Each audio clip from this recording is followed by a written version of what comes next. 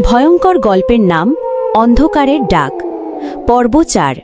ঘণ্টার অভিশাপ। সোহেলের কাঁধে রাখা ঠান্ডা হাতটা হঠাৎ শক্ত করে চেপে ধরল। তার গলা দিয়ে একটা শব্দ বের হলো, কিন্তু সেটা যেন কুয়াশার ভেতরেই ডুবে গেল। চারপাশে ঘণ্টার শব্দ এখন একসাথে বাজছে, টং টং টং। শব্দটা এত গভীর যে সোহেলের বুকের ভেতর কেঁপে উঠছে।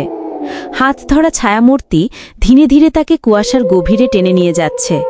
সোহেল লক্ষ্য করল, প্রত্যেকটা ছায়ার হাতে থাকা ঘণ্টা আসলে মরচে ধরা না, বরং শুকনো মানুষের হাড়ে বাঁধা। হাড়ের ভেতরে কালচে কিছু জমাট বেঁধে আছে, রক্তের মতো। এক ছায়া সোহেলের হাতে একটা ঘণ্টা ধরিয়ে দিল। সাথে সাথেই তার কানে অদ্ভুত এক কণ্ঠ ভেসে এলো, তুমি এখন আমাদের একজন, বাজাও, না হলে তুমি নিজেই ঘণ্টার ভেতরে হারিয়ে যাবে। সোহেল হাত কাঁপিয়ে ঘণ্টা বাজাতে চাইল না, কিন্তু তার আঙুলগুলো যেন নিজের ইচ্ছায় নড়তে শুরু করল। প্রথম ঘণ্টাধ্বনি বের হতেই কুয়াশার ভেতর লালচে আলো জ্বলে উঠল। আলো ফিতে হতেই সোহেল দেখল সে আর রাস্তার ধারে নেই। সে দাঁড়িয়ে আছে এক পুরনো ভাঙাচড়া কবরস্থানের মাঝখানে। চারপাশে মাটির ভেতর থেকে হাত বেরিয়ে আসছে, আর প্রতিটা হাতে একটা করে ঘণ্টা। হঠাৎ মাটি ফুঁড়ে এক ভয়ঙ্কর কালো মুখ তার দিকে তাকালো।